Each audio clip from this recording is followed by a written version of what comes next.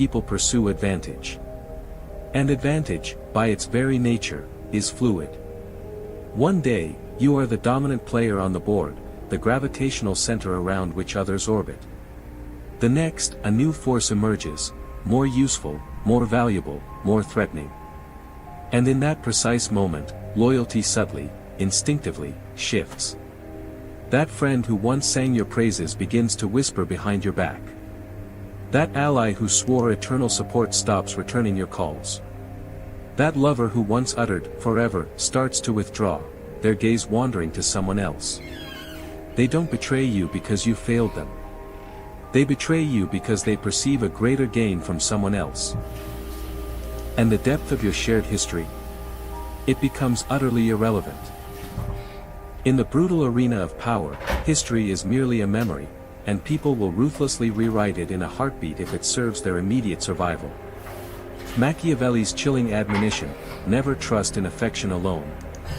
He advised rulers, and by extension, anyone who wields influence, to assume that betrayal is an ever-present possibility. Not to succumb to paranoia, but to remain perpetually prepared.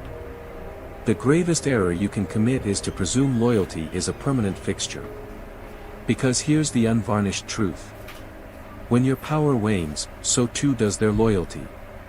When your usefulness ends, so too does their presence. When their envy escalates, so too does their silent desire to see you fall.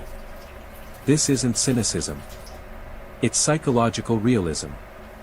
We all carry shadows within us, hidden desires for dominance, for recognition, for even quiet revenge. Sometimes, even your closest friend harbors a simmering resentment, a jealousy they never articulate aloud. They smile. They offer support. They laugh with you. But deep beneath that facade, they secretly hope you'll stumble. Not necessarily out of malice, but because your very light casts a shadow on their own sense of worth. And if ever presented with the chance to elevate themselves by dimming your shine, many will seize it without hesitation. Strategies for the inevitable. So, what do? First, stop idealizing people. When you place others on a pedestal, you grant them unearned power. When you demand purity, you willfully ignore glaring warning signs. When you blindly assume loyalty, you cease to observe with the necessary vigilance. Instead, meticulously observe people's behavior over time. Do they only offer support when it's convenient for them? Do their private remarks about you differ wildly from their public ones? Do they compete with your successes rather than genuinely celebrating them? These are not insignificant details. They are undeniable signals of future betrayal. Second, build leverage. Do not rely solely on fragile emotional bonds. Cultivate value that others genuinely need, indispensable skills, far-reaching influence, critical resources. When you are truly indispensable, people will think twice before turning on you, because betrayal suddenly becomes prohibitively expensive. Machiavelli understood that true power resides not in sentimental affection, but in control, not in being loved, but in being absolutely necessary. Third, do not retaliate emotionally. When betrayal inevitably strikes, and it will, do not collapse. Do not beg. Do not fruitlessly seek closure. Understand it for what it is, a significant shift in the power dynamic. And then, pivot strategically. Withdraw. Recalibrate. Fortify your position. Do not allow one traitor to blind you to the entire battlefield. Because here's a chilling truth most people actively avoid admitting. Betrayal is an inherent part of life. You cannot entirely prevent it. You can only prepare for it. So, I urge you to ask yourself this, and engage in profound self-reflection before answering. Who in your immediate life benefits most from your silence?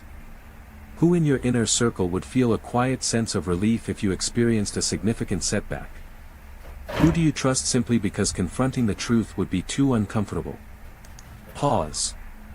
Reflect deeply. These are not accusations. They are urgent invitations to radical self-awareness. And if you've been wounded by betrayal before, share your story. not found in vulnerability. Because your pain holds a unique power.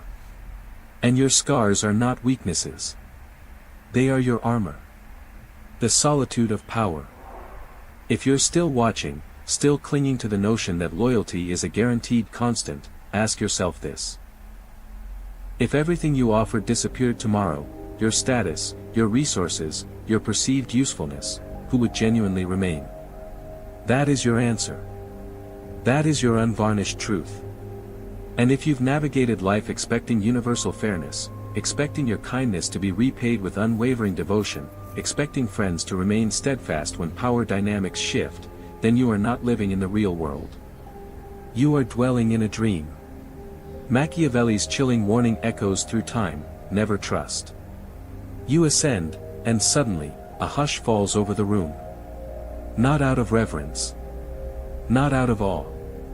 But because your very presence now starkly reminds others of their own perceived smallness. Power isolates, not by conscious choice, but by its very nature. And the higher you climb, the more acutely you realize, no one applauds when the king enters the room. They bow, or they silently scheme. Machiavelli understood this cruel paradox. He cautioned rulers to never become dependent on fleeting affection, never to seek solace in public opinion, and never to confuse mere proximity with genuine loyalty. Because when you wield true power, not mere popularity, but genuine influence, you inevitably forfeit something that most people desperately cling to throughout their lives. The comfortable illusion of companionship. Let's be brutally honest. Most people desire your success, just not more than their own. They will support you until your light begins to eclipse theirs. They will praise you until your strength threatens their established position. They will walk alongside you, but only if the path remains comfortable and familiar. But venture too far ahead, and you will, inevitably, walk alone. That profound solitude is not a punishment. It is the natural gravity of power. Because to think independently, to act without seeking constant permission, to carve your own unique path through a world built on rigid conformity, is to become a perplexing anomaly to the masses. The weaker you appear, and the more sovereign you become, the more you react, inherently dangerous you appear. the more power you give People away, do not envy what they and readily the harder understand. you try to prove yourself, They envy the what more they cannot obvious it control. becomes that someone And got nothing under is your more skin. terrifying to the average Let's be individual honest, than a person who in a refuses world to full of flinch, noise, refuses to beg, silence refuses to is explain, no longer refuses to passivity. need them. It's Machiavelli strategy. advised princes When to your cultivate words the are discipline twisted, of being alone when with their truth thoughts, becomes because in ammunition, solitude, when your profound reaction clarity becomes is their born. entertainment, And in this clarity, is no longer a sophisticated strategy conversation. flourishes. It's a psychological But let's game. not pretend it's an effortless And journey. the more Coldness you've to already sovereignty, lost. the comfort You of don't applause. need to